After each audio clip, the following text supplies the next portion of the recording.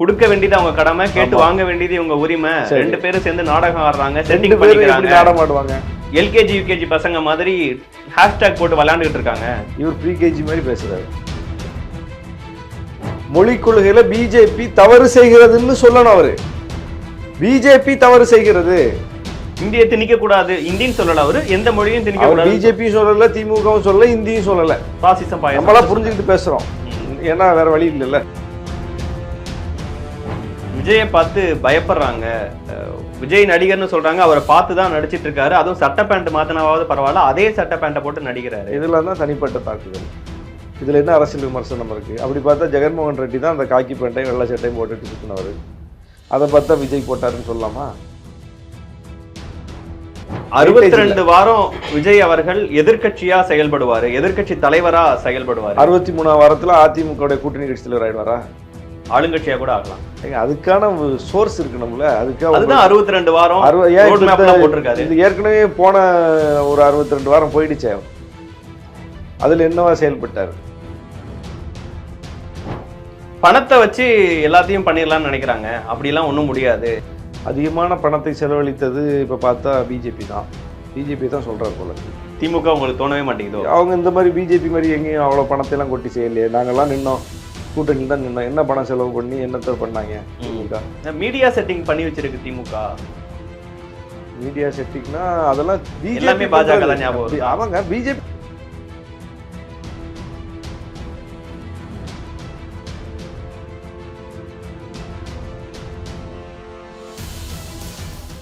வணக்கம், இது தி டிபேட். நான் தினேஷ். சிறப்பு நேர்காணலில் இன்று நம்மோடு இணைந்திருப்பவர் நாகை தொகுதியின் சட்டமன்ற உறுப்பினர், விடுதலை சிறுத்தைகள் கட்சியின் துணை பொதுச் செயலாளர் திருமிகு ஆளூர் ஷானவாஸ் அவர்கள். சார் வணக்கம். வணக்கம். எப்படி இருக்கீங்க? நல்லா இருக்கேன். தமிழக வெற்றிக் கழகத்தின் 2ஆம் ஆண்டு தொடக்க விழா இன்று நடைபெற்றது.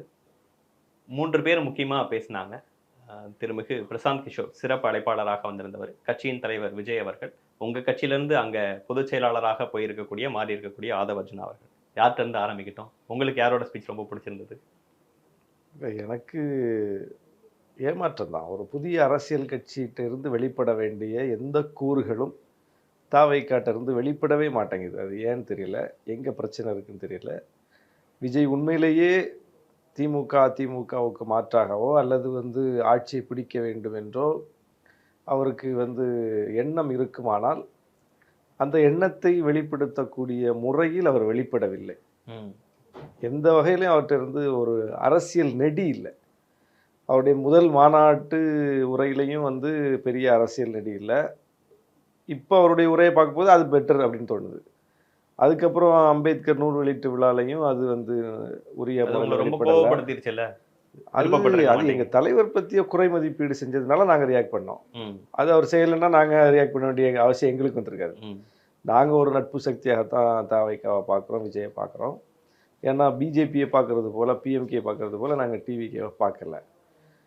அப்படி இருக்கும்போது எங்கள் தலைவர் குறித்து அவரோட ஒரு குறை மதிப்பீடு செய்து பேசியதுக்கு நாங்கள் எப்படி ரியாக்ட் பண்ணணும் அப்படி ரியாக்ட் பண்ணோம். அது முடிஞ்சு போச்சு. அதோட இந்த உரை என்பதும் இந்த நிகழ்ச்சி என்பதும் இன்னும் ஒரு பெரிய இம்பேக்டை கிரியேட் பண்ணியிருக்கணும் அவர்.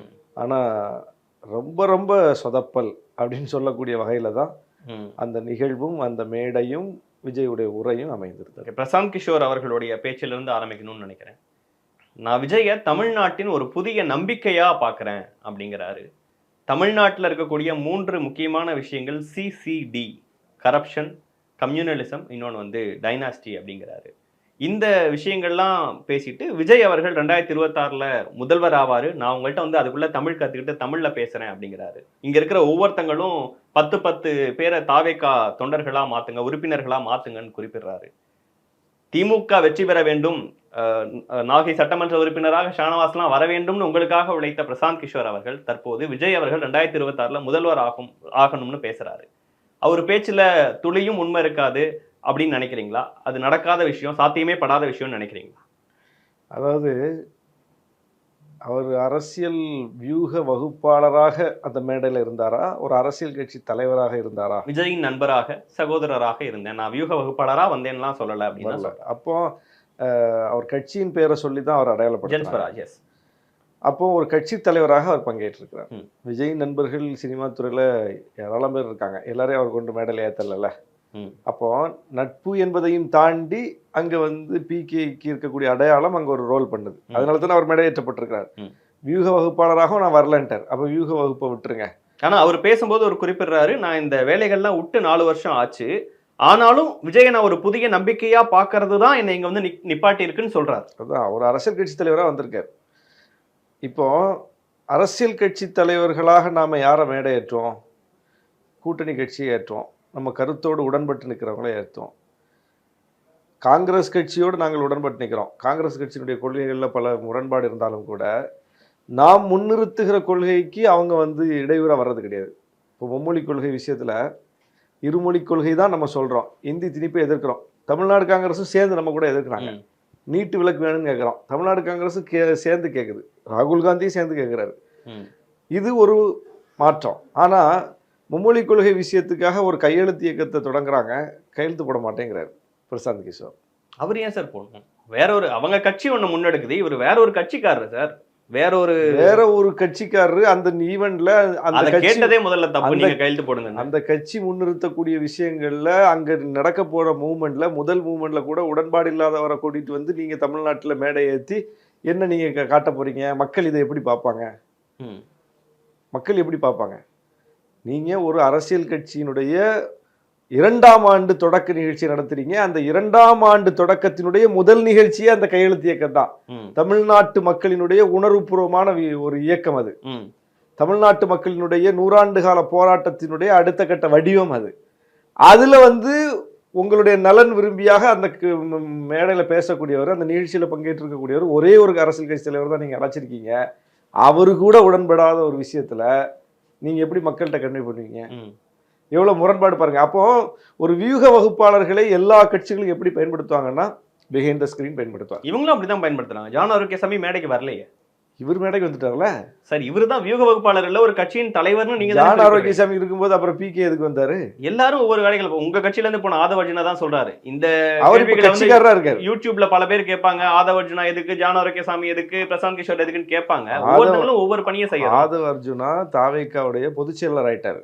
அதனால அவர் அந்த மேடையில் இருந்ததை வியூக வகுப்பாளர் நம்ம சுருக்க முடியாது. அவர் கட்சிக்காரர் இருப்போம். ஆனா இவர் இன்னொரு கட்சிக்காரர். அப்ப இவர் கட்சிக்காரரா வந்திருக்கிறாரா, அல்லது கூட்டணி கட்சியா வந்திருக்கிறாரா, அல்லது உங்களுக்கு ஆதரவு கட்சியா வந்திருக்காரா, அல்லது வியூக வகுப்பாளரா வந்திருக்காரா? எந்த வடிவத்தில் பார்த்தாலும் அது பொருந்தல்ல. புரியுதா உங்களுக்கு? எந்த வடிவத்தில் பார்த்தாலும் பொருந்தல்ல. வியூக வகுப்பாளரா வந்தால் எந்த ஒரு வியூக வகுப்பாளரையும் இப்படி வந்து வெளிப்படையாக ஒரு தலைவருக்கு இணையாக கையை கோர்த்து ஒரு கூட்டணி கட்சி தலைவரை காட்டுறது மாதிரி எந்த கட்சியும் காட்டுறது கிடையாது. பிஹைண்ட் தி ஸ்கிரீன் வேலையை வாங்கிட்டு காசை கொடுத்துட்டு அனுப்பி விட்டுருவாங்க, அவ்வளவுதான். எதிர்பார்க்கிற மாதிரி ஆல்ரெடி வரலாற்றுல இருக்க மாதிரி தான் இருக்கணும்னு அவசியம் கிடையாது. இல்ல புதிய ஒரு முயற்சியா இருக்கலாம். என்னோட வியூக வகுப்பாளர் தவறான மெசேஜ் போகும். ஏன்னா பாருங்க, அவர் வேலையை காட்டிட்டார்ல. அவர் வேலையை காட்டிட்டார்ல. ஒரு கையெழுத்துல கூட அவர் உடன்பட்டு வர மறுக்கிறார். ஏன்னா அவருக்கு அதுல மாற்று கருத்து இருக்கு. அவர் உடன்பட மாட்டார். அவரை கொண்டு வந்து நீங்க வந்து ஒரு இல்ல, அவர் கையெழுத்து போடாம இருந்தாலும் கூட மேடைக்கு வந்ததுக்கு அப்புறம் தமிழ்நாட்டின் புதிய நம்பிக்கைன்னு விஜய் தானே குறிப்பிடுறாரு. தமிழ்நாட்டுல வாரிசு அரசியல் இருக்குன்னு குறிப்பிடுறாரு. தமிழ்நாட்டுல வகுப்புவாதம் சார்ந்த பிரச்சனைகள் இருக்குங்கிறாரு. ஊழல் பெரிய பிரச்சனையா இருக்கு, இந்தியாலேயே மோசமான ஊழல் பண்ற இடமா இருக்குங்கிறத குறிப்பிட்டு அவர் தான் சொல்லியிருக்காரு. வளர்ச்சி விகிதத்துல இந்தியாலேயே ரோல் மாடல் தமிழ்நாடு தான். மற்ற மாநிலங்கள் பின்பற்றத்தக்க வகையில இங்க வளர்ச்சி இருக்குங்கிறார். அதுல ஊழல் இருக்குங்கிறாரு. அது எப்படி? மற்ற மாநிலங்கள் பின்பற்ற தகுந்த வகையில் ஒரு வளர்ச்சியை தமிழ்நாடு எட்டியிருக்குதுன்னா ஒரு மோசமான நிர்வாகத்தால் அதை செய்ய முடியுமா? ஒரு சீர்குலைந்த ஒரு அரசாங்கத்தால் அதை வந்து கட்டமைக்க முடியுமா? ஊழல் இருக்கக்கூடிய ஒரு விஷயம். ஆனா இதெல்லாமும் நடக்குதுங்கிறாரு. ஊழல் இருக்கு, வாரிசு அரசியல் இருக்கு, இங்க வந்து கம்யூனலிசம் இருக்கு, அதோட சேர்ந்து இந்த வளர்ச்சி இருக்குங்கிறத ஒத்துக்கிறார். வாரிசு அரசியல், ஊழல் அப்படிங்கிறது இந்தியா முழுமையும் இருக்கு, எல்லா இடங்கள்லையும் இருக்கு. அப்படி பார்த்தா அவங்க இன்னைக்கு தமிழ்நாட்டில் வந்து அதை பேசுகிறாருன்னா தமிழ்நாட்டில் அதிகம் அவங்க குறிவைக்க வேண்டியது அதிமுக தான். ஊழலுக்காக தண்டிக்கப்பட்ட கட்சியாக அந்த கட்சி தான் இருக்கிறதே தவிர இந்த கட்சி இல்லை. அப்போ நீங்கள் எதை எடுத்து பேசுவீங்க? வாரிசு அப்படின்னு நீங்கள் பார்த்தா அந்த மேடையில் இருக்கக்கூடிய பிகேயும் அந்த மேடையில் இருக்கக்கூடிய ஆதவர்ஜுனாவும் கடந்த தேர்தல் வரைக்கும் வாரிசுகளை கொண்டு வந்து அதிகாரத்தில் அமர்த்துவதற்கு வேலை பார்த்துட்டு இன்னைக்கு வந்து விஜய்க்கு வேலை பார்க்க போயிருக்காங்க. உதயநிதி அடுத்து வரமாட்டான்னு அவங்க நினைச்சிருந்துருக்கலாம் சார். ஏங்க, முதலமைச்சர் யாரு? அவருடைய உழைப்பு எவ்வளவு வருஷம், அதற்கு பிறகு என்ன வந்திருக்கிறாரு? அது வேறங்க. வாரிசை பத்தி தான் நீங்க பேசுறீங்க. அப்போ வாரிசு உழைப்புல வந்தா ஓகே, உழைக்காம வந்தா ஓகே இல்லையா? என்ன லாஜிக் என்ன? லாஜிக் வேணும்ல. உழைப்பு அப்படின்னு பார்த்தா அதே மாதிரி உழைத்தவர்கள் அந்த கட்சியில இருக்காங்கல்ல. அப்போ நீங்க வாரிசை எப்படி அளவிடுவீங்க? இல்ல கால திறமை அளவா? இருக்கிறவங்களுக்கு வாய்ப்பு தரலைன்னா தோனி மாதிரி ஒருத்தர், கோலி மாதிரி ஒருத்தர் எல்லாம் வந்திருக்கவே மாட்டாருன்னு அதுதாங்க, குறிப்பிடுறாரு அது PK. இந்தியா முழுவதும் உள்ள பிரச்சனை தானே. அதை வந்து நீங்க ஒரு ஒரு மாநிலத்துல வந்து ஒரு கட்சிட்ட வந்து தான் நீங்க அதை ஃப்ரேம் பண்ணுவீங்களான்னு கேட்குறேன். ம். அதை ஒரு மாநிலத்துல வந்து ஒரு கட்சிக்கு மட்டும் ஃப்ரேம் பண்ணுவீங்களா, அல்லது ஒட்டுமொத்த பிரச்சனையா? ஒட்டுமொத்தமாக அரசியலுக்கு வாரிசு பிரச்சனைன்னு சொல்லுங்க, பேசுவோம், இணைந்து பேசுறோம் நாங்களும். ஏன்னா எங்க கட்சியில வாரிசு கிடையாது. நாங்க பியூர்லி கிரவுண்ட்ல இருந்து வந்திருக்கிற லீடர், அவர் தலைமையிலான கட்சி, யார் யாருன்னே தெரியாத முகங்கள். ஓகே.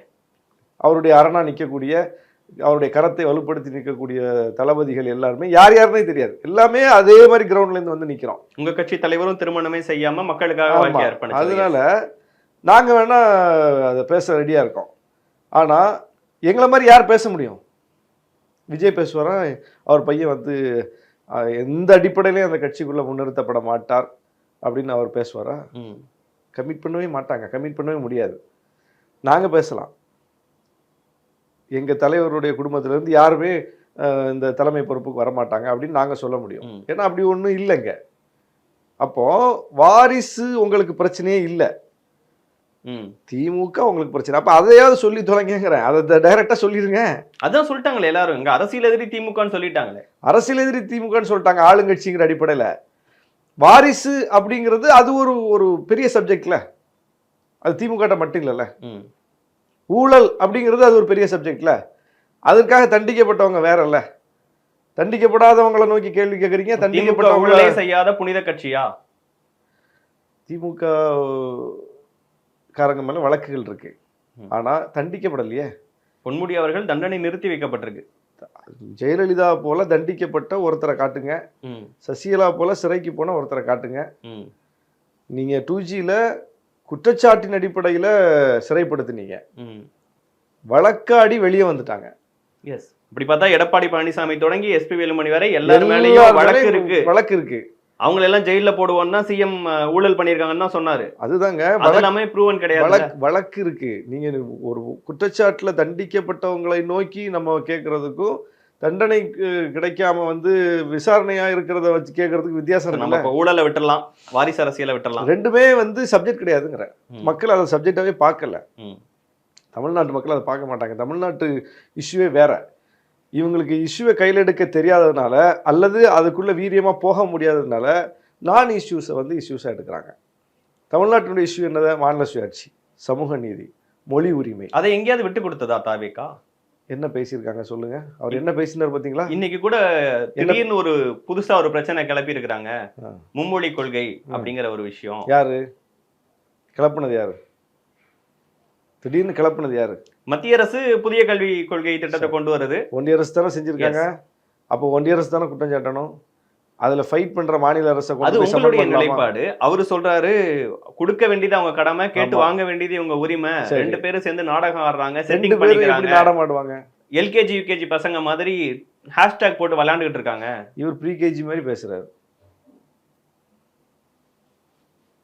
இதுல ஒன்றிய அரசு ஒரு தாக்குதலை நடத்துதுங்க, நம்ம தாக்கப்படுறோம். மாநில அரசு அதுல விக்டிம் தான். சொல்ல போனா மாநில அரசு அதுல என்ன பிழை செய்தது? இந்த அரசின் பிழைன்னு சொல்லுங்க. மொழிக் கொள்கையில இந்த அரசு பிழை செய்து விட்டது அல்லது விட்டு கொடுத்து விட்டது. ஏதோ ஒன்று தானே, ஏதோ ஒரு ஸ்டாண்டு தானே எடுக்க முடியும். ஒரு விஷயம் நடக்குதுன்னா ஒருத்தர் அதை நிகழ்த்துறாரு, ஒருத்தர் பாதிக்கப்படுறாரு. இப்போ அந்த தாக்குதலை நடத்துறவரை கண்டிப்பீங்களா, பாதிக்கப்படுறவரை கண்டிப்பீங்களா? இப்போ பாதிக்கப்படுகிறவர் வந்து சரண்டர் ஆயிட்டார்னா நம்ம பாதிக்கப்பட்டவரையும் வந்து கண்டிக்கலாம். எதிர்த்து போரிடாம சரண்டர் ஆகிவிட்டால், சமரசம் செய்து விட்டால் இவரையும் கேள்வி கேட்கலாம். அப்படி என்ன சரண்டர் ஆனாங்க, சமரசம் செய்தாங்கன்னு விஜய் சொல்லிட்டு விமர்சிக்கலாம். இதுவே ஒரு கேம் செட்டிங்கிறாரு. ரெண்டு பேரும் மாத்தி மாத்தி அவங்க இவங்கள சொல்றது, இவங்க அவங்கள சொல்றது, இதுதான் சமன்படுத்துறதுங்கிற. பிஜேபியினுடைய கொடுந்தாக்குதலை திமுகவுடைய எதிர்த்தாக்குதலோடு சமன்படுத்துறாரு பாருங்க. அது கொடுந்தாக்குதல், இது எதிர்த்தாக்குதல். அப்போ இதை வந்து சமன்படுத்தினா அதுதான் அந்த பாயாசம் பாசிசம் சமன்படுத்தினார்ல, அந்த சமன்படுத்தினார்ல அதே வேலையை தான் இதுல செய்யறாரு. மொழிக் கொள்கையில பிஜேபி தவறு செய்கிறதுன்னு சொல்லணும். அவரு பிஜேபி தவறு செய்கிறது, இந்தியை திணிக்க கூடாது, இந்தின்னு சொல்லல அவரு, எந்த மொழியும் திணிக்க கூடாது. பிஜேபியும் சொல்லல, திமுகவும் சொல்லல, இந்தியும் சொல்லல. பாசிசம் நம்மளா புரிஞ்சுக்கிட்டு பேசுறோம்.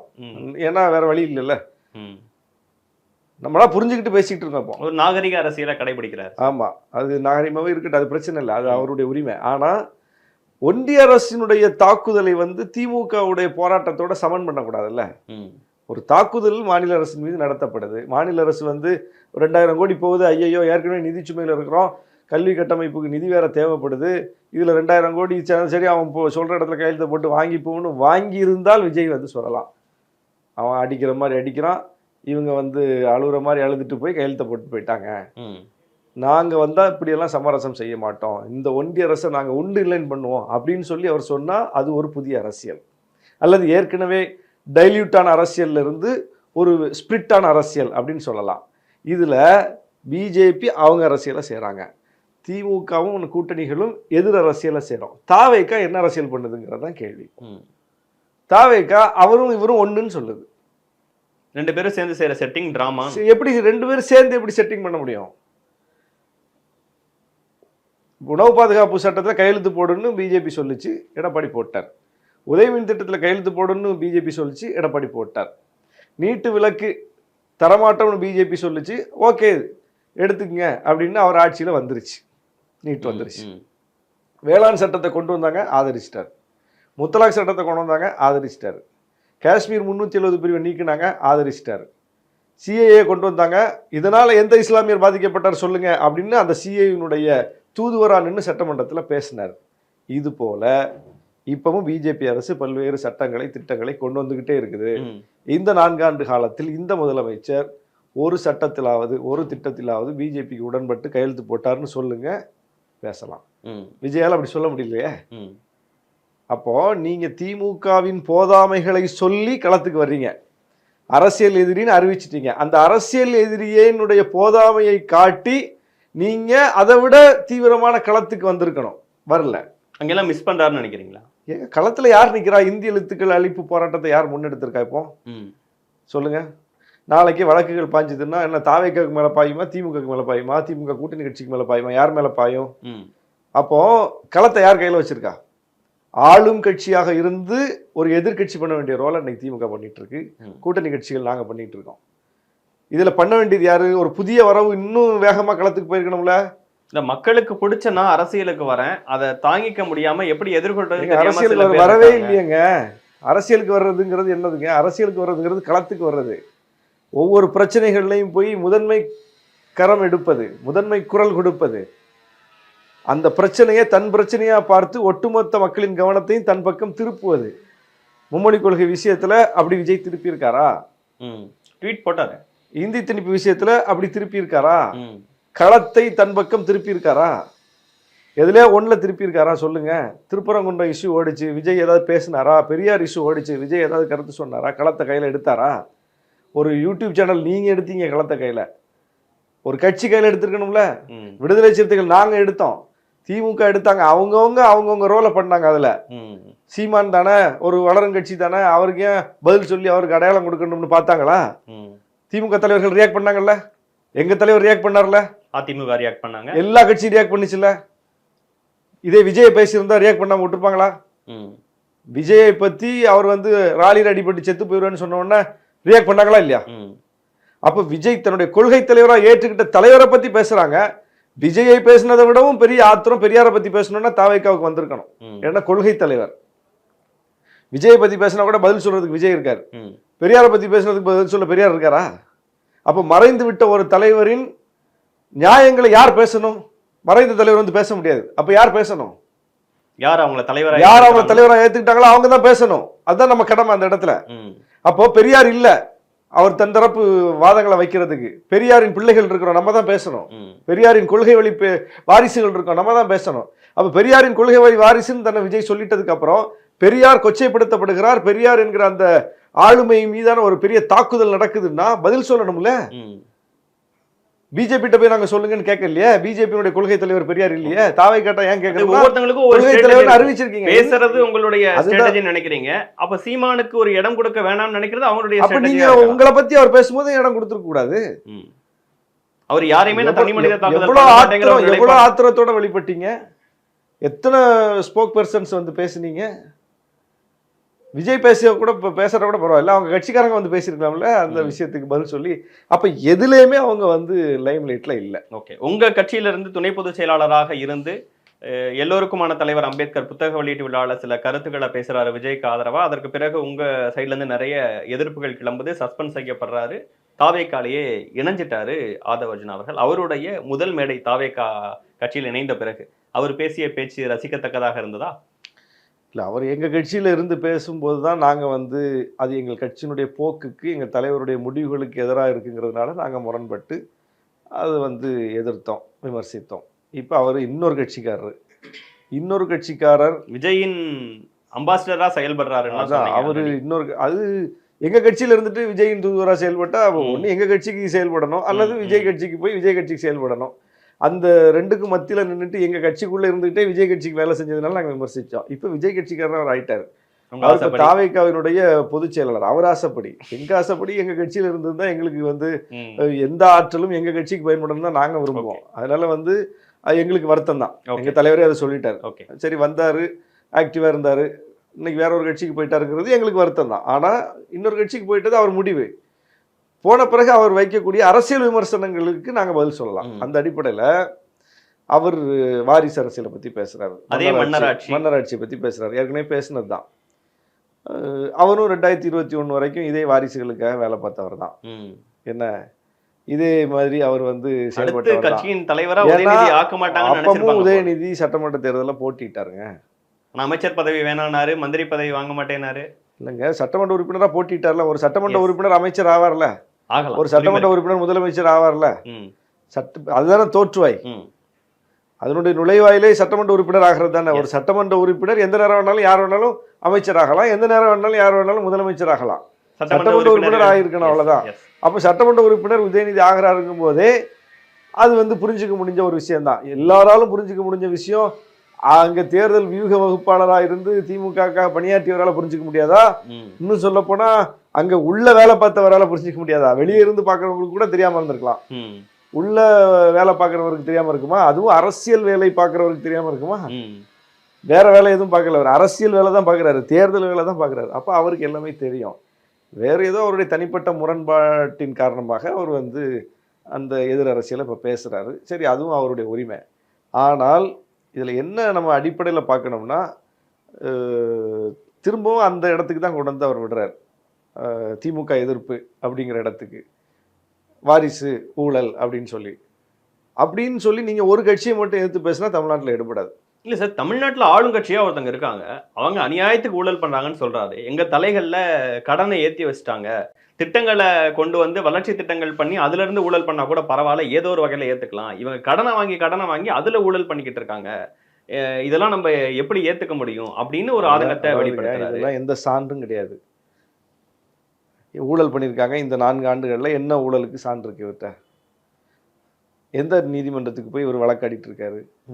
எந்த ஊழலை இவர் வந்து எக்ஸ்போஸ் பண்ணி கோர்ட்டுக்கு போயிருக்காரு? என்ன சான்று கொடுத்துருக்காரு? யார் வேணாலும் பேசலாம். விஜயை பார்த்து பயப்படுறாங்க, விஜய் நடிகர்னு சொல்றாங்க, அவரை பார்த்து தான் நடிச்சிட்டு இருக்காரு, அதுவும் சட்ட பேண்ட் மாத்தினாவது பரவாயில்ல, அதே சட்ட பேண்ட்டை போட்டு நடிக்கிறாரு. இதெல்லாம் தான் தனிப்பட்ட தாக்குதல். இதுல என்ன அரசியல் விமர்சனம் இருக்கு? அப்படி பார்த்தா ஜெகன்மோகன் ரெட்டி தான் அந்த காக்கி பேண்ட்டையும் வெள்ளை சட்டையும் போட்டுட்டு சுத்தினவர். அதை பார்த்தா விஜய் போட்டாருன்னு சொல்லலாமா? விஜயை பார்த்து இந்த பேண்ட் சட்டையை சிஎம் போட்டாருன்னா, விஜய்க்கு முன்னாடி அந்த கலர் பேண்ட்டும் அந்த கலர் சட்டையும் போட்டது யாரு? வேற ஒரு மாநிலத்துல ஜெகன்மோகன் ரெட்டி பண்ணாரு. ஆனா சட்ட பேண்ட் எல்லாத்துக்கும் அதுதாங்க, சட்ட பேண்ட் எந்த கலர்ல போடணும், எந்த இதுல போய் டிசைன்ல போடணும் சொல்லிக்கிட்டு இருக்காங்க அப்படிங்கறதெல்லாம் சொல்லிக்கிட்டு இருக்காரு. இதெல்லாம் மக்கள்கிட்ட இருந்து வரக்கூடிய குரலை அவங்க வந்து ஒரு பிராண்ட் பண்றாங்க, அவ்வளவுதான். மக்கள் வந்து பிள்ளைங்க சொல்லுது, ஒரு இடத்துல போகும்போது சிஎம் போகும்போது அந்த ஸ்கீமால பயன்பெற்ற பிள்ளைங்க, எங்க அப்பா இருந்தா என்ன செய்வீங்களோ அதை நீங்க செஞ்சிருக்கீங்க, ஒரு தந்தையார் ஸ்தானத்துல இருந்து இந்த மாதிரியான விஷயங்களை எங்களுக்கு செஞ்சு கொடுக்கீங்கன்னு சொல்லும்போது எப்பவுமே பாலிடிக்ஸ்ல இந்த மாதிரியான விஷயங்கள் வந்து ஹைலைட் ஆயிடும். அது மாதிரி அவங்க எடுத்து அதை ஒரு முழக்கமா முன் வச்சு களத்து கொண்டு போறாங்க. 4 படம் நடிச்சு அதுல ஒரு அட்ராக்ஷன் வாங்கிட்டு அந்த அட்ராக்ஷனை வச்சுட்டு அரசியலுக்கு வந்து எம்எல்ஏ ஆகி துணை முதல்வர் ஆயிடுறாங்க. அதாங்க, இது முழுக்க தனிப்பட்ட விரோதத்தின் அடிப்படையில் வரக்கூடிய விஷயமா தான் இருக்கிறது வர அதில் ஒன்றும் பொலிட்டிக்கலாக நம்ம வச்சு அதை அடுத்த ஆய்வு பண்ணி பேசுகிற அளவுக்கு ஒன்றும் இல்லை அதில். 62 வாரம் விஜய் அவர்கள் எதிர்க்கட்சியா செயல்படுவாரு, எதிர்க்கட்சி தலைவரா செயல்படுவாரு, 63ஆம் வாரத்தில் அதிமுக கூட்டணி கட்சி தலைவர் ஆயிடுவாரா? ஆளுங்கட்சியா கூட ஆகலாம். எப்படி ஆவார் ஜெயிச்சு ஏங்க அதுக்கான சோர்ஸ் இருக்கணும்ல. அதுக்காக அதுதான் 62 வாரம் ரோட் மேப்லாம் போட்டிருக்காரு. இது ஏற்கனவே போன ஒரு 62 வாரம் போயிடுச்சே, அதில் என்னவா செயல்பட்டார்? அதாவதுங்க ஒரு கட்சியை தொடங்கிட்டாரு, கொள்கை எதிரின்னு ஒரு எதிரியை சொல்கிறாரு, அரசியல் எதிரின்னு ஒரு எதிரியை சொல்கிறாரு. அரசியல் எதிரி கூட மாறிடும் தேர்தலுக்கு தேர்தல். கொள்கை எதிரி அதை விடவும் முக்கியமான எதிரி. அப்போ அரசியல் எதிரியை வீழ்த்துறதுக்கே நீங்கள் இவ்வளோ வியூகம் வைக்கிறீங்கன்னா கொள்கை எதிரியை வீழ்த்துறதுக்கு ஒரு தேர்தல் நடுவில் வந்துட்டு போச்சுல்ல, ஏன் சும்மா இருந்தீங்க? கட்சி கட்டமைப்பை வலுப்படுத்தணும் சார். இப்பதான் பூத் கமிட்டி ஆள் போட்டிருக்காங்க. பூத் கமிட்டி மாநாடு பிரதான கட்சிகளே வியக்கும் அளவு 10 மாசத்துல என்னத்தை வலுப்படுத்திடுவீங்க நீங்க? சார் 10 மாசத்துல வலுப்படுத்த முடியுமா? ஒரு மாசத்துல நாடாளுமன்ற தேர்தலை சந்திச்சு அப்புறம் பர்சன்டேஜ் வரல, அவருக்கு விஜய்க்கு இவ்வளவுதான் செல்வாக்குன்னு நீங்க எல்லாமே கிரிட்டிசிசம் வைக்க மாட்டீங்களா? அது நாங்க வைக்கிற கிரிட்டிசிசத்துக்காக அவங்க கட்சி நடத்துறாங்க.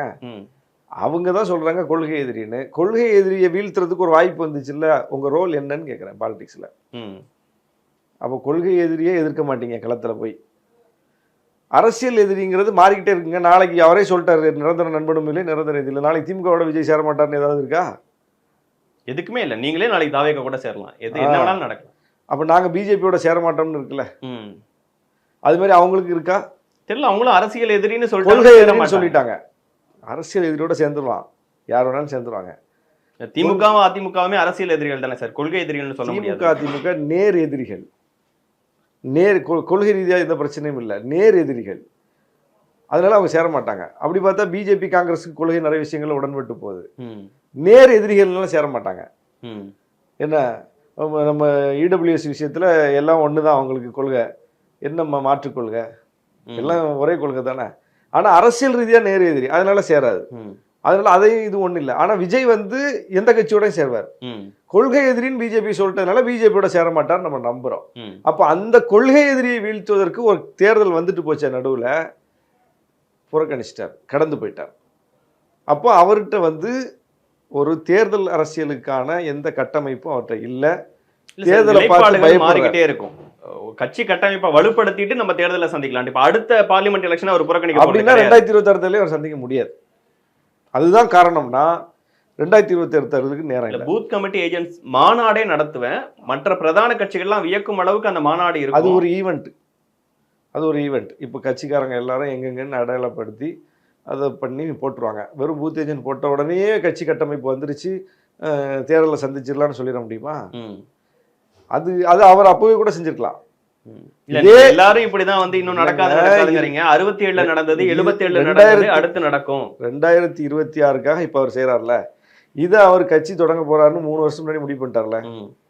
என்ன அப்ப பூத் ஏஜென்ட் யாருன்னு புதுசா சேனல்ல இருந்து இறக்க போறது இல்லை. அவர் கட்சி அவருடைய ரசிகர்கள் தானே, அவருடைய ரசிகர்களை தானே பூத் ஏஜென்ட்டை போட போறாரு. தொண்டர்கள், இன்னைக்கு தொண்டர்கள் யார்? அவங்க யாரு? பேசிக்கலி ரசிகர்களா இருக்கலாம். கட்சி தொடங்கினதுக்கு அப்புறம் கூட ஜாயின் பண்ணி 99 விழுக்காடு ரசிகர்கள் தான். அப்போ அவர்கிட்ட இருக்கக்கூடிய கூட்டத்தை வச்சு தான் அவர் அந்த இதை பண்ண போறாரு, அந்த கட்டமைப்பு பண்ண போறாரு. இதை வந்து நாடாளுமன்ற தேர்தலுக்கு முன்னாடி இதே மாதிரி ஒரு பூத் ஏஜென்ட் மாநாடு போட்டு எல்லாரையும் நியமிச்சு அந்த தேர்தலை சந்திச்சிருக்கலாம் தானே. இப்ப செய்யக்கூடிய இதே வேலை அப்பவும் செய்ய முடியும் தானே அவரால். இதே தானே, இதே ப்ராசஸ் தானே. ஒன்றும் இருந்திருக்கும் சார். இப்பவும் நடிச்சுட்டு தாங்க இருக்காரு.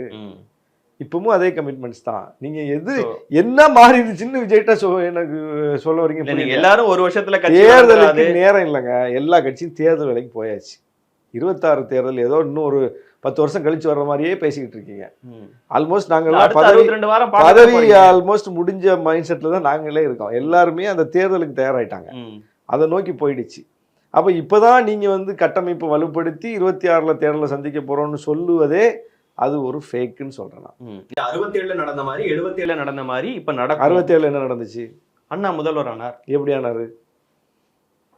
காங்கிரஸை வீழ்த்தி இப்படி வந்து 4 மாசத்துக்கு ஒரு மீட்டிங் நடத்தி ஒரு 10 நிமிஷம் பேசிட்டு திருப்பி வீட்டில் போய் பதுங்கிட்டு எலெக்ஷனுக்கு முன்னாடி ஒரு 6 மாசம் மட்டும் களத்துக்கு போய் வீழ்த்தினாரா?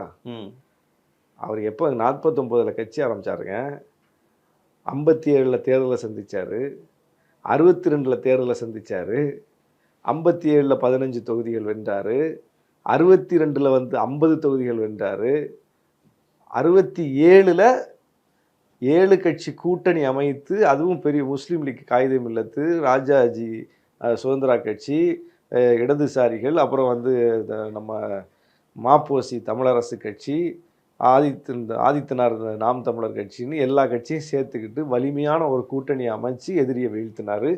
அன்னைக்கு இந்திய எதிர்ப்பு போராட்டம், அதன் வடிவத்தில் மொழி போராட்டத்தினுடைய கிளர்ச்சி, 65க்கு பிறகு ஏற்பட்ட கிளர்ச்சி, அப்புறம் அரிசி விலை உயர்வு, அரிசி பஞ்சம், இந்த மாதிரி பல விஷயங்கள் மெயின் ஃபேக்டராக பண்ணிச்சு.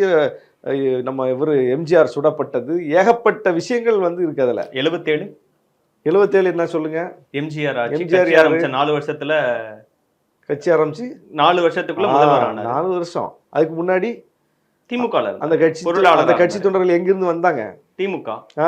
ஒரு அரசியல் கட்சியில மிகப்பெரிய ரோல் பண்ணி எல்லா பொறுப்புகள்ல இருந்தவங்க, மாவட்ட செயலராக இருந்தவங்க, மாவட்ட செயலராக இருந்து ஒரு மாவட்டத்தில் கட்சியவே நடத்தினவங்க, ஒரு கட்சியை தலைமையேற்றினவங்க. அவங்க பல்வேறு ஒன்றிய பொறுப்பாளர், அந்த பொறுப்பாளர், நகர பொறுப்பாளர்னு ஒரு அரசியல் கட்சியில, ஆளும் கட்சியில, இன்னும் சொல்ல போனா திமுக ஆளும் கட்சி, ஒரு ஆளும் கட்சியில பல்வேறு பொறுப்புகளை வகித்தவர்கள் அப்படியே அள்ளிட்டு வர்றாரு. கடல்ல மீன் பிடிச்சிட்டு வர்ற மாதிரி அள்ளிட்டு வர்றாரு. அவர் அள்ளிட்டு வந்து எலெக்ஷனை கண்டஸ்ட் பண்றாரு. திண்டுக்கல் இடைத்தேர்தலில் நிக்கிறாரு. இடைத்தேர்தலில் நின்று வெற்றி பெறாரு. அதனால அவர் பக்கம் பார்வை திரும்பிச்சு. ஆஹா, இவர் தான் வெற்றி பெறுவார் போல இருக்கு. கூட்டணி அமைது அவருக்கு. அவர் சந்திச்ச முதல் பொது தேர்தலையே அவர் கூட்டணியா போறாரு. 4 கட்சி அவர் கூட கூட்டணி. இவங்களும் போவாங்க. யார் வருவா சொல்லுங்க? திமுக கூட்டணில இருந்து வருமா? அன்னைக்கு திமுக தான் தனியா நின்னது. நீங்க சொல்லக்கூடிய 77ல் திமுக தனியா நின்னுச்சு. எம்ஜிஆர் கூட்டணியோட நின்னார். இப்ப திமுக தனியா நிக்குதா? இருக்கிறதே இந்த கால்குலேஷன்ஸ் எல்லாமே இருக்கிறதுலே வலிமையான கூட்டணி அது. இப்போதைக்கு திமுக கூட்டணி தான், எல்லாருமே அக்செப்ட் பண்ணி. அதுல என்ன உடையும் சொல்லுங்க. இல்ல, அப்ப அதுக்கு தான் உங்க பொதுச் செயலாளர், துணை பொதுச் செயலாளரா இருந்து போனவர் சொல்றாரு, இப்ப நீங்க சொல்ற எந்த கால்குலேஷனும் விடுதலை சிறுத்தைகளுக்கு 8%, காங்கிரஸுக்கு 10%, திமுகவுக்கு 30%, எல்லாம் கூட்டினா வந்து 50-60 வந்துருது அப்படிங்கிற எல்லா கால்குலேஷன்ஸும் உடையும். நீங்க பார்க்க தான் போறீங்க. நான் 30-40 சீட்டு வாங்கிட்டு எம்எல்ஏ ஆகிறதுக்காக வரல, ஆட்சியவே பிடிக்க வரோம். தாராளமா பிடிக்கட்டும். அப்படின்னா நீங்க பாருங்க, அதிமுகவுக்குன்னு ஒரு வாக்கு விழுக்காடு இருக்கு.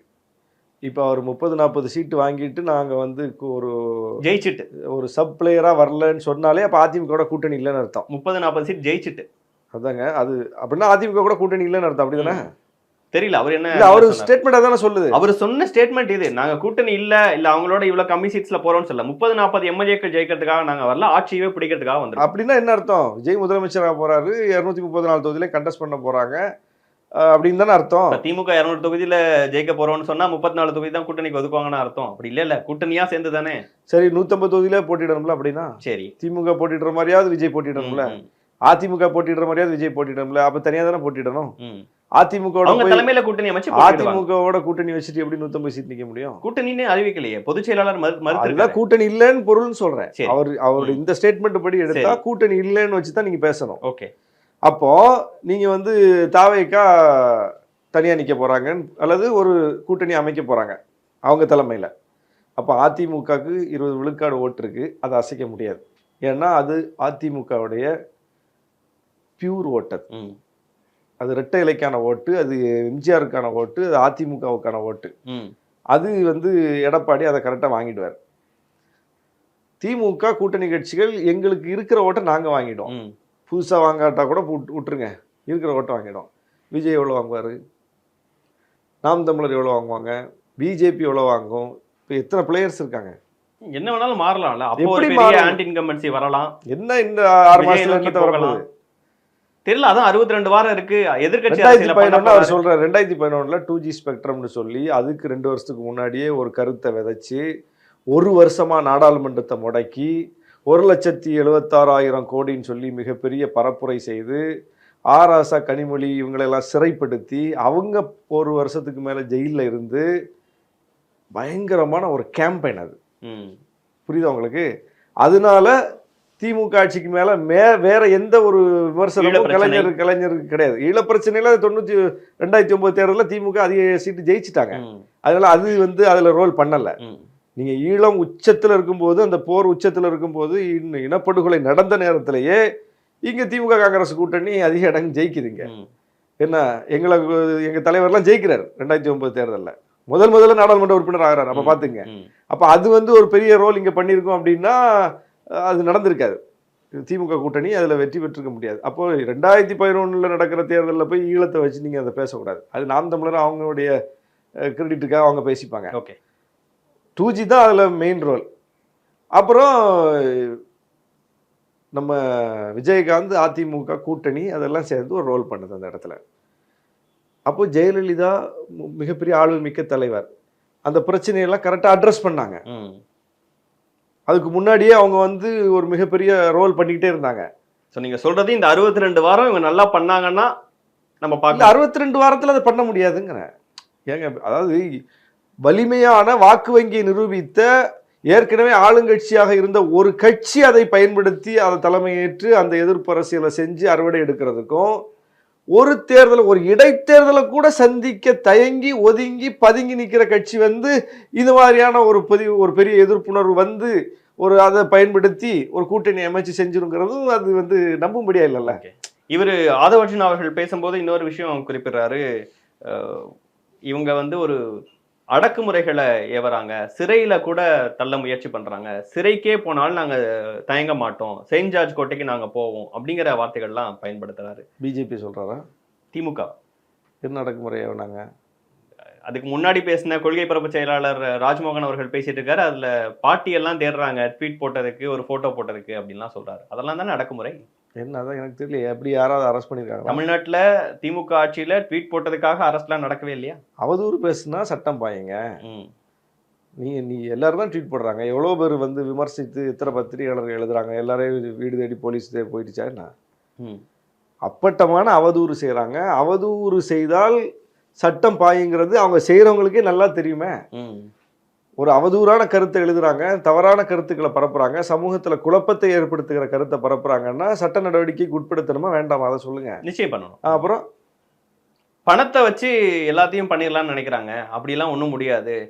இவர் வந்து கோயம்புத்தூரை பார்த்து பார்ப்பல, இவர் வந்து திருச்சியை பார்த்து பார்ப்பல, இவர் திருவண்ணாமலையை பார்த்து பாரு, 10 இன்ஜினியரிங் காலேஜ் நடத்துறாரு. அந்த மாதிரி பணத்தை வச்சு கையில் இருக்கக்கூடிய அதிகாரத்தை வச்செல்லாம் ஒரு விஷயம் பண்ணிட முடியாது. பெரிய மாற்றம் 2026 நடக்கும், பணம் மட்டும் பெரிய ஃபேக்டரா இருக்காது அப்படின்னு ஆதவர்ஜுனா குறிப்பிடுறாரு. அதிகமான பணத்தை செலவழித்தது இப்போ பார்த்தா பிஜேபி தான் சொல்றாரு போல இருக்கு. விளம்பரத்துக்கு எவ்வளோ 1700 கோடியா என்ன செலவு பண்ணியிருக்காங்க. அதான் இதில் என்னன்னா, தாவேக்கா யாரை சொல்றாங்கிறது நம்மளால புரிஞ்சுக்க முடியல. ஏன்னா பேர் சொன்னாதானே நம்மளால வந்து நேரடியாக பதில் சொல்ல முடியும். இப்போ நீங்கள் பொதுவாக சொல்லிட்டீங்க ஆதவ் இப்படி பேசிட்டாருன்னு, எனக்கு பிஜேபி தான் ஞாபகம் வருது. திமுக உங்களுக்கு தோணவே மாட்டேங்குதோ? அவங்க இந்த மாதிரி பிஜேபி மாதிரி எங்கேயும் அவ்வளோ பணத்தையெல்லாம் கொட்டி செய்யலையே. நாங்கள்லாம் நின்னோம், கூட்டணியில் தான் நின்னோம். என்ன பணம் செலவு பண்ணி என்னத்தை பண்ணாங்க திமுக? என்ன விளம்பரம் பண்ணோம், என்னத்தை பண்ணோம்? ஒன்றும் பண்ணலையே. அவர் ஆதவும் இருந்து தானே அதை பார்த்துக்கிட்டாரு. என்ன பணம் செலவு பண்ணாருன்னு சொல்லுங்க. ஒருவேளை அந்த அனுபவத்துல தான் சொல்றாரான்னு தெரியும். அதுதான் நான் கேட்குறேன். சரி, அப்படியே பார்த்தாலும் அந்த இருக்கக்கூடியவங்க வச்சுதான் தேர்தலை சந்திச்சாங்கன்னா 21 அப்படித்தானே சந்திச்சிருப்பாங்க, வெற்றி பெற்றிருக்காங்கல்ல. மீடியா செட்டிங் பண்ணி வச்சிருக்கு திமுக. மீடியா செட்டிங்னா அதெல்லாம் பிஜேபி பாஜக தான் ஞாபகம். அவங்க பிஜேபி தானே அதெல்லாம் பண்ணுது. நீங்க வந்து ஒரு வேண்டுகோளா வைக்கிறது அடுத்த தடவை பெயர் சொல்லி சொல்லுங்க, யார சொல்றீங்கன்னு புரிய மாட்டேங்குது. அது அப்பதான் நம்மளுக்கும் பதில் சொல்ல முடியும். நீங்க இப்ப நம்மளா விளங்கிக்கிட்டா பதில் சொல்ல முடியும். அவர் எந்த கட்சியும் சொல்லல, எந்த பிரச்சனையினுடைய மையத்தையும் சொல்லல, எதுவும் சொல்லல. இப்ப நம்மளா ஊகத்துல இப்படிதான் சொல்லியிருக்க வாய்ப்பு இருக்கு, அப்படிதான் சொல்லியிருக்க வாய்ப்பு இருக்கு. நீங்க சொன்ன எல்லாத்தையும் இது திமுக பொருந்தாது, பாஜக தான் பொருந்தும். நம்மளும் பாஜக தானே இதெல்லாம் செய்யுது. பாஜக செய்யுது, அதனால சொல்றோம். திமுக செய்யும் போது நாங்களே எதிர்த்திருக்கோம். 8 மணி நேரம் வேலையை வந்து 12 மணி நேரமா ஆக்கும்போது நாங்க தான் எதிர்த்தோம். யார் எதிர்த்தா சொல்லுங்க? எத்தனையோ விஷயங்களை திமுக அரசினுடைய தவறுகளை நாங்க தான் எதிர்த்து கேள்வி கேட்டிருக்கோம், சொல்லியிருக்கோம். தவறு செய்யும் போது நாங்க விட மாட்டோம், கேட்போம். விஜய் அவர்கள் பேசும்போது நம்ம கட்சி மேல 2 குறைய சொல்றாங்க, புகார்களை சொல்றாங்க. ஒண்ணு, கட்சியில இளைஞர்களா நம்ம மாவட்ட செயலாளர்னு பொறுப்புகள் கொடுத்துக்கிட்டு இருக்கோம் அப்படின்ட்டு. அப்படி இருந்தா என்ன தப்பு, 67 என்ன நடந்தது அப்படிங்கிறாரு. இன்னொரு புகாரா, நம்ம ரொம்ப எளியவர்களுக்கு வாய்ப்புகள் கொடுத்துட்டு இருக்கோம், பண்ணையார்களுக்கெல்லாம் வாய்ப்பு கொடுக்கலங்கிறாங்க. பண்ணையார்களுக்கெல்லாம் பதவி கொடுத்தது ஒரு காலம், இப்ப பதவியில இருக்கிறவங்கலாம் பண்ணையாரா தன்னை நினைச்சுக்கிறாங்க. பண்ணையார்களுக்கான கட்சின்னு தாவேக்காவை நினைச்சீங்களா? இது வந்து எளியவர்களுக்கான கட்சி அப்படிங்கிறாரு. ஆதவர்ஜுனா எளியவரா? எளியவர் இல்லையா? நீங்க தான் துணை பொதுச் செயலாளராக வச்சிருந்தீங்க. ஆமா, அவரு எளியவர் இல்லைல்ல, வலிமையானவர் தானே. இல்லை இவர் விஜய் நாங்கள் அப்படி சொல்லலையே, விஜய் வந்து அப்படி சொல்கிறாருல இப்போ ம் எளியவருக்கான கட்சின்னு சொல்கிறாரு, பிகே கூட்டு வந்து தேர்தல் வியூக வகுப்பாளராக வைக்கிறாரு, ம் ஆதவர்ஜுனா பொதுச் செயலர் ஆக்கியிருக்காரு. இதில் யார் எளியவர்? ம் இது எல்லா கட்சிகளும் செய்யக்கூடியது அவங்களும் செய்கிறாங்க. அப்புறம் எதுக்கு இந்த பேச்சுன்னு கேட்குறேன். எல்லா கட்சிகள்லையும் மாவட்ட செயலாளர் ஆக்கியிருக்காங்க, ஒரு மாற்றுத்திறனாளிக்கு எல்லா கட்சியிலையும் அப்படிதாங்க இருக்கு. இப்போ எங்கள் கட்சியில் என்ன எல்லாருமே ஆதவர்ஜுனாவை தவிர பார்த்தீங்கன்னா எல்லாருமே பொருளியல் வலிமை குன்றியவர்கள் தான், சாதாரண மனிதர்கள் தான். அவர் மட்டும்தான் கொஞ்சம் பொருளாதாரம் உள்ளவர். அந்த என்ன ரைடு, ஐடி ரைடா இடி ரைடா, இடி ரைடுலாம் வர்ற அளவுக்கு அவர் ஒரு ஆள் தான் இருந்தார். எங்கள் தலைவருக்கே வந்தால் கூட எங்கள் தலைவர் சொல்லுவார், எங்கள் வந்தால் தமிழ் மண் பத்திரிக்கை அடிச்சு வச்சிருக்கோம், வேணா எடுத்துகிட்டு போ அப்படின்னு. அந்த ரேஞ்சில் தான் நாங்கள் இருக்கோம். எங்கள் கட்சியில் இடி ரைடு ஒருத்தருக்கு வந்துச்சுன்னா அவருக்கு மட்டும்தான் வந்துச்சு. என்ன அப்போ அந்த இடத்துல அவர் தான் இருக்கார். எல்லா கட்சியிலையும் அப்படி தான். அது மாதிரி ஒரு 10 பேர் இருப்பாங்க, மற்றபடி எல்லாம் எளிய மனிதர்கள் தான் இருப்பாங்க. ஓகே, எல்லா கட்சியிலையும் அதுதான் இன்னைக்கு தாவேக்காவுக்கு நடக்குது. அப்புறம் அப்போ எல்லா கட்சி மாதிரி தானே நீங்கள் என்ன ஸ்பெஷல்? அதில் எல்லா கட்சிகளை போல தான் தாவேக்காவும். அவங்க திமுகவும் பிகே கூட்டு வந்து 400 கோடி செலவு பண்ணி தேர்தலை சந்திச்சாங்க. இப்போ நீங்களும் கூட்டு வந்து தேர்தலை சந்திக்கிறீங்க. அவங்க வெற்றி பெற்றாங்க, இவங்களும் வெற்றி பெற வாய்ப்பு இருக்கா? திமுக களம் இருக்கு கையில், இப்பவும் களத்தில் நிற்கிறாங்க. இப்பவும் நம்ம தான் ஆட்சியில் இருக்கமே, இதெல்லாம் ஏற்றுக்கிட்டு நமக்கு என்ன வேலைன்னு வீட்டில் போய் தூங்கிட்டாங்களா? அல்லது இன்னைக்கு இந்தி எழுத்துக்களை அழிச்சிக்கிட்டு இருக்காங்க, களத்தில் நிற்கிறாங்க, போராட்டத்தை நடத்துகிறாங்க. கூட்டணி கட்சிகள் நாங்களும் சேர்ந்து களத்தில் நிற்கிறோம், போராட்டம் நடத்துகிறோம். அந்த அரசியலை கையில் வச்சுருக்கோம்லாங்க, அதுதான் முக்கியமானது. அதை விட்டுட்டு வந்து அவங்க ஜெயிச்சிட்டாங்க, இவங்க ஜெயிச்சிட்டாங்க, நீங்கள் டேபிளில் உட்காந்து கூட்டல் கழித்தல் கணக்கு போட்டுட்டு இருந்தா டேபிள்ல இவ்வளவு வியூக வகுப்பாளர்களை பார்த்தா அவங்கலாம் ஒரு அச்சம் வரலையா? ஆதவர்ஜுனா பெரிய வியூக வகுப்பாளர், கிஷோர், ஜான் ஆரோக்கியசாமி, நிறைய பேர் இருக்காங்க. வியூக வகுப்பாளர்களுடைய ட்ராக் என்ன? பிரசாந்த் கிஷோருக்கே நேரடியா பயன்படலையா? அது கோச்சுக்கு பிளேயர், கோச் இடத்துல இருந்தா விளையாடுவாங்க அவருக்கே. அதான் ஒரு கட்டமைப்பு இருந்து ஒரு வலிமை இருக்கிற இடத்தில் யார் வெற்றி பெறுவாங்களோ அவங்களுக்கு போய் இவங்க வேலை பார்க்கும்போது இவங்களுடைய வியூகமும் சேர்ந்து அதுக்கு ஒரு துணை புரியுமே தவிர, இந்த வியூகத்தை மட்டுமே வைத்து விட்டு கட்டமைப்பும் இல்லாமல், களமும் இல்லாமல், எதிர் அரசியல் இல்லாமல், அரசியல் போராட்டமும் இல்லாமல், ஒரு கவர்ச்சிகரமான தலைமை இல்லாமல் அவங்களால வெற்றி பெற முடியாது. விஜய் விட விஜய்க்கு கவர்ச்சிகரமான அந்த ஃபேஸ் இருக்கு. என்ன அரசியல்ங்கிறது இனி வந்தால் தானே தெரியும், களத்தை சந்திச்சாதான் தெரியும். ஒரு தேர்தலையாவது அவர் சந்திச்சிருந்தா தெரிஞ்சிருக்கும் நமக்கு. எனக்கு என்னவோ அந்த ஈரோட்டில் இந்த நோட்டாக்கு விழுந்துச்சுல்ல, தாவேக்காரங்க தான் அதிகமாக அதுக்கு போட்டிருப்பாங்கன்னு நினைக்கிறேன். அதிமுகவா இருப்பாங்கன்னு சொல்லுவீங்கன்னு நினைச்சேன். அதிமுக வந்து போட்டிருந்தா இன்னும் அதிகமாலாம் வந்திருக்கணும். ஏன்னா அதிமுக ஏற்கனவே 40,000க்கு மேலே ஓட்டு வாங்கினாங்கல்ல ஈரோட்டில் போட்டிக்கிட்டு. ஆனால் நோட்டா 40,000 வாங்கலையே. நோட்டாக்கு வந்த 5,000 ஓட்டு தான் தாவேக்கா ஓட்டுன்னு நினைக்கிறேன். அந்த விழுக்காடு தான் தாவேக்காவுடைய விழுக்காடு. அது தெரிஞ்சுட்டு தான் அவர் தேர்தலில் நிற்கலை. அப்புறம் 26 தேர்தலில் புஷ்ஷின் போயிருமென்ட்டு முன்கூட்டியே கணித்து அவர் என்ன பண்ணுறாருன்னா எல்லா தேர்தலில் இருந்தும் விலகிக்கிட்டார். 26ல் இப்படி நாங்கள் தான் ஆட்சி பிடிக்க போகிறோம்னு சொல்லிட்டு களத்துக்கு வரவும் வாய்ப்பு இருக்குது. அல்லது எப்படி வந்தாலும் இதுதான் இத்தனை % தான், அதனால நம்ம வந்து அதிமுகவோட போய் சீட்டை வாங்கிட்டு கூட்டணி வச்சிருவோம்னு சொல்ல வாய்ப்பு இருக்கு. ஏன்னா அதிமுகவோட அவங்க பேசாம இல்லை. நம்ம தாவேக்கா கூட்டணி அமைஞ்சிருச்சுன்னா திமுக காலின்னு எல்லாரும் சொல்றாங்க. இல்லை அப்படி அரசியலில் நம்ம எடுத்துக்க முடியாது. விஜயை ஏன் எதிர்பார்க்குறாங்க மக்கள்? விஜயுடைய கூற்றுப்படியே திமுகவை இப்போதைக்கு வீழ்த்தணுங்கிறதா ஒரு காரணமா இருக்கலாம். இல்லையே, விஜய் முதல்வர் ஆகணுங்கிறது பல பேருக்கு என்னமா இருக்கு. பல பேருக்கு இல்லை, அவங்க கட்சிக்காரங்களுக்கு எடப்பாடி முதலமைச்சராகி விஜய் வந்து உதவணும், சீட்டு வாங்கிட்டு இந்த கட்சியில இருந்து ஒரு 40 பேர் எம்எல்ஏ ஆகணும், 30 பேர் எம்எல்ஏ ஆகணும்னு அவங்க வர்றாங்க இல்லையே. அது எல்லா கட்சியிலயும் பொருந்தும்ல சார். உங்க கட்சியில இருக்கவங்க திருமாவளவன் அவர்கள் நினைக்கிறாங்க கூட்டணி, ஆனா இப்போதைக்கு கூட்டணியில களத்தை புரிந்துகிட்டு நாங்க மைண்ட் செட் ஆயிட்டோம்ல. அந்த மாதிரி தாவேக்காலையும் ஆகலாம்ல. தாவேக்கா அப்படி சொல்லிட்டு வரலையே. உங்களுடைய எண்ணம் என்ன? இப்போ உங்களுடைய எண்ணம் என்ன? அதுக்கு நாங்க எந்த தேர்தலையும் திருமாவளவன் அவர்கள் முதல்வராக வேண்டும்ங்கிறதா உங்க எண்ணம், கரெக்டா இல்லையா? அதுக்கான தேர்தலை நாங்க எந்த தேர்தலையும் சந்திக்கலையா? இப்போ இன்னைக்கு விஜய் மேடை போட்டு பேசின மாதிரியா நாங்க பேசிக்கிட்டு இருக்கோம். 26 தேர்தலில் நாங்க ஆட்சி அமைப்போம், விஜய் தான் முதலமைச்சர் ஆவாரு, இந்த 40 சீட்டு வாங்குறதுக்கு நாங்க மக்கள் நல கூட்டணியில இருந்தபோது ஒரு வாரத்துக்கு முன்னாடி வரைக்கும் திருமாவளவன் அவர்களை முதல்வர் வேட்பாளரா மாத்தணும்னு எவ்வளவு டிஸ்கஷன் நடந்துட்டு இருந்தது. விஜயகாந்த் அவர்கள் கூட்டணிக்கு வந்தோடனே ஒரே வாரத்துல அது எப்படி விஜயகாந்த் தான் முதல்வர் வேட்பாளர் அப்படின்னு பேசணும். அது எல்லாமே நடக்கிறதானே. மக்கள் நல கூட்டணியில விஜயகாந்த் அவர்களை முன்னிறுத்தி தான் தேர்தலை சந்திச்சோம். இல்ல அதற்கு முன்னாடி அவர் கூட்டணிக்கு வரதுக்கு முன்னாடியே முதல்வர் வேட்பாளராக திருமாவளவன் அவர்கள் முன்மொழியப்பட வேண்டும் வைகோ அவர்கள் எல்லாம் பேசியிருக்காரு. எல்லாம் பேசினாங்க, நடக்கலன்னு. அப்ப உடனே உங்க தொண்டர்கள் ஷிஃப்ட் ஆகுறாங்க. நாங்க அதுக்கு முன்னாடியே முதல் தேர்தலில் இருந்தே கூட்டணிக்கு போயிட்டோமே. தேர்தல் அரசியலுக்கு வந்த காலத்திலிருந்தே நாங்கள் கூட்டணிக்கு போயிட்டோம். கூட்டணிக்கு போய் அந்த கட்சியோட இந்த கட்சி கூட கூட்டணி வச்ச பிறகு நாங்கள் போய் நாங்கள் தான் ஆட்சியை பிடிப்போம், தனித்தேர்தல் சந்திக்க வரோம்னு சொன்னால் அது எடுபடாது. ஓகே. அப்போ நம்ம முதல்ல இருந்தே இப்போ நாம் தமிழர் அப்படியே வர்றாங்க பாருங்க, அப்படி வந்திருக்கணும். அப்படி இல்லை, ஒரு கூட்டணியோட போயிட்டாலே முடிஞ்சு போச்சு. விஜயகாந்துக்கே அதான் நடந்துச்சு. தாவேக்காவும் அதிமுகவும் சேர்ந்தாலும் உங்களுக்கு எந்த பிரச்சனை இருக்காதுன்னு நினைக்கிறீங்களா? தாவேக்கா அதிமுக சேர்ந்தா இந்த தாவேக்காவுக்கான ஸ்பிரிட் இருக்காதுங்கிறேன்.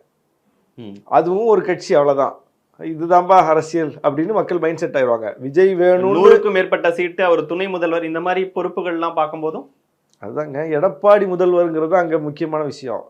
எடப்பாடி முதல்வர்னா என்ன நடக்கும்? அதுக்கு எடப்பாடியவே ஏத்துட்டு போயிருப்பாங்களா? அது என்ன விஜய் வந்து சொல்லி தான் ஏத்துக்கணுமா? அது முக்கியமானது அந்த இடத்துல. அதுதான் முதலமைச்சர் விஜய் கிடையாது. முதலமைச்சர் விஜய் அதிமுக கூட்டணியானா சொல்லுங்க, அதுக்கு வேற பதில் சொல்றேன் நான். அப்படி இல்ல, அப்படி நடக்க கேள்வி சொல்றீங்களா? தெரியுது இல்ல. அப்ப தமிழ்நாட்டு ஆண்ட கட்சியில அவங்க எப்படி அப்ப வாங்க வலிக்கு வாங்க. அப்போ நீங்களும் நடக்காத விஷயத்துக்கு என்கிட்ட பதில் சொல்றீங்க. இப்ப நான் கேட்டதுக்கு உங்களால இப்போ தெளிவா சொல்ல முடிஞ்சது இல்ல. இதெல்லாம் நடக்கிற கதையா? அதுதான் சொல்றோம். அப்போ அது எப்படி வந்து ஏற்பாங்க? எப்படி விஜய் முதலமைச்சர், அதிமுக அவரோட கூட்டணிங்கிறத அதிமுக தொண்டர்கள் ஏற்க மாட்டார்களோ, களத்தில் அது எடுபடாதோ, அது போலதான் எடப்பாடி முதலமைச்சர் விஜய் அதுக்கு துணை புரியணுங்கிறத விஜயை மாற்றி விஜய்க்கு இந்த முறை ஓட்டு போட்டு பார்ப்போம் நினைக்கக்கூடிய ஒரு புதிய கூட்டம் வந்து ஏற்காததை. அப்ப அந்த ஏற்கும் போதே, ஏற்காது என்னும் போதே அந்த ஸ்பிரிட் போயிடுச்சுங்கிறேன். நாங்க வழக்கம் போல எங்களுடைய அரசியலை செய்ய போறோம். நிறைவா தாவேகா 2ஆம் ஆண்டுல அடியெடுத்து வைக்கிறாங்க. ஒரு அவங்க கட்சியில இருந்து பார்க்கும்போது ஒரு அனுபவம் வாய்ந்த அரசியல்வாதியா நீங்க என்ன ஆலோசனைகளை சொல்லணும்னு நினைக்கிறீங்க, வாழ்த்துக்கள் சொல்லணும்னு நினைக்கிறீங்களோ சொல்லிக்கோ. அதாவது தமிழ்நாட்டு களத்தில் தமிழ்நாட்டு பிரச்சனைகளை பேசுவதற்கு கட்சிகள் அவசியம், தலைவர்கள் அவசியம். ஏற்கனவே இருக்கிற கட்சிகளுடைய போதாமையை சொல்லித்தான் ஒரு புதிய கட்சியினுடைய வரவு அமைகிறது. அப்படி இருக்கும்போது ஏற்கனவே இருந்த கட்சிகளினுடைய அந்த செயல்பாடுகளை விடவும் வீரியமான கள செயல்பாடு ஒரு புதிய கட்சிக்கு வேணும். அப்படி எந்த ஒரு செயல்பாட்டையும் மற்ற கட்சிகளில் இருந்து புதிதாகவோ அல்லது வந்து இன்னும் சிறப்பாகவோ அல்லது வீரியமாகவோ தாவேகாவிடம் கடந்த ஓராண்டில் பார்க்க முடியவில்லை. இந்த 2வது ஆண்டிலாவது அவர்கள்ட்ட அப்படிப்பட்ட ஒரு வீரியமான செயல்பாடு வரும் என்று எதிர்பார்க்கிறோம். என்ன செய்ய போறாங்கன்னு பொறுத்து வந்து பார்ப்போம் சார். இவ்வளவு நேரம் நேரத்தையும் கருத்துக்களையும் பகிர்ந்து கொண்டதற்கு மிக்க நன்றி.